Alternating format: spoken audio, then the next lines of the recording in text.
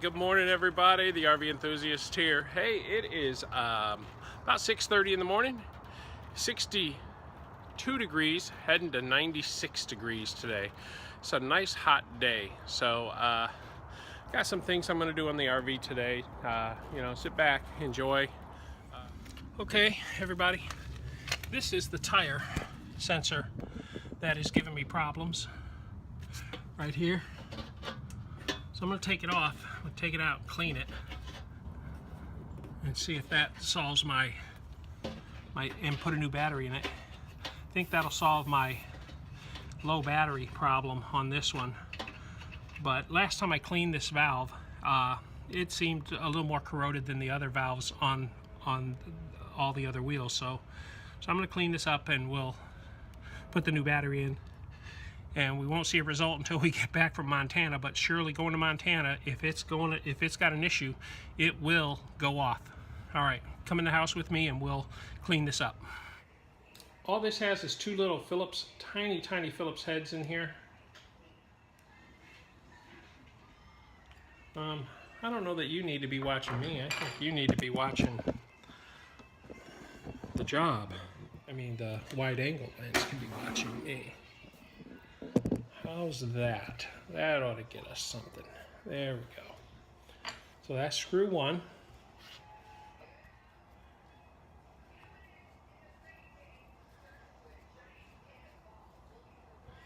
That's the second screw. There we go. There's the battery. It's a 1632. It's too bad it's not a 2032 or something like that, because you can get 2032s, you can get, you know, 4 to 8 of them for 10 or 12 bucks, even at Home Depot. But the 1632s, no matter what you do, they're like 5 bucks a piece, 4 bucks a piece, unless you buy them on Amazon.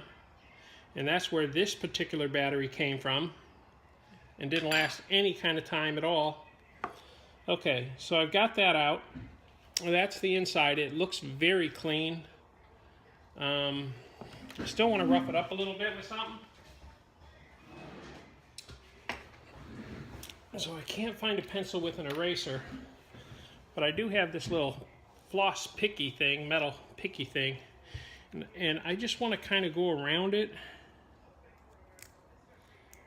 Just make sure there's nothing on it. There's not. The side always, I mean, this always fits great. It's just this little piece down here.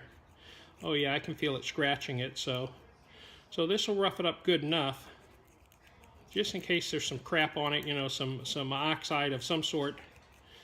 And certain metals are prone to, you know, like a penny gets oxide on it, right? So that's why it kind of tarnishes and stuff like that. But what I've done is I've lifted this up a little bit too.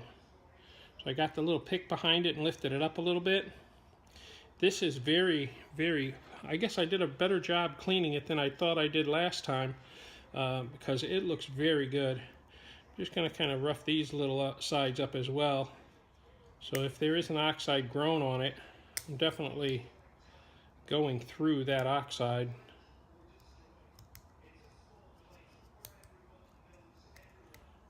Definitely there, you can feel I'm straight through that. Kind of like like it would have a plastic film on it, you know? I mean, you can definitely feel it. Okay, so that's done. Pretty simple, not much to it. But hopefully, with that done, I'm not going to put this old battery back in. I'm going to put the new one in.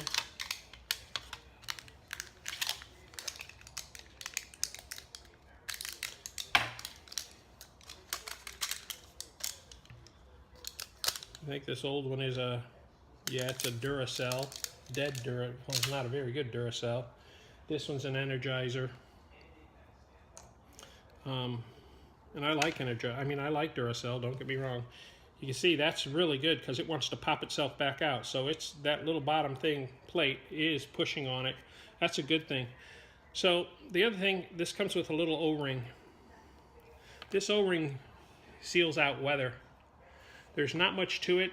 I could put a little grease on it, a little oil on it, or help weather seal it. I'm going to go get some oil from outside. I'll be back in 1 second. Okay, so I'm back. So a little bit about O-rings.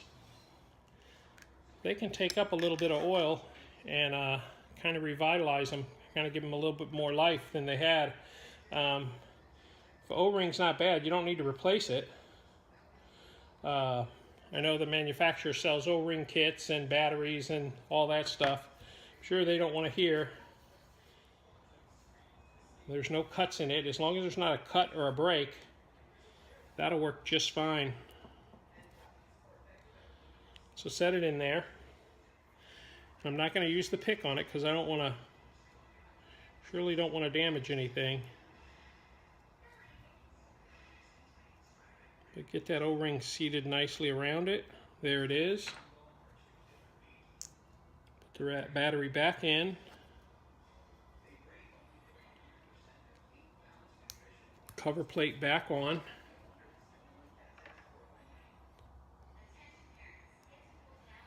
And put the screws back in. So the thing with these screws, you don't want to cinch them down. You don't want to crank them down. You just want to kind of seat them and push a little bit, you know, I mean, if you can push on this cover and seat that screw, as soon as it stops turning, you don't need to go any further because you've compressed that O-ring enough. It don't need more than that to keep the water out of this thing. If you needed a better O-ring than that, they would have provided one. It's not much of an O-ring, but it's enough to stop you know, a trickle of water that's coming in the conditions that these are under.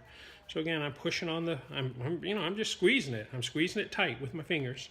And once that seats, I'm done. I don't need to go further. Seated, done. Me thinketh, yeah, it's done. I give it one more little check. Nope, I felt the little snap down, so it can't go further. Right there. There we go. Done. Done. That's good. All right, we'll put it back on and we'll wait for, as soon as we come back from Montana, we'll know on the way to Montana, because usually when it catches up to speed, it will air out. So let's go put it back on and be done with this project. These things have locking mechanisms on them for people to anti-theft kind of thing. I've had it for a couple years, 3 years now, and no one's ever attempted to steal them. So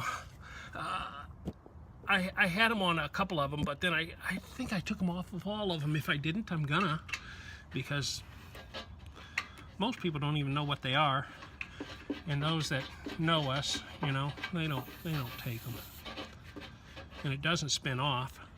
There we go.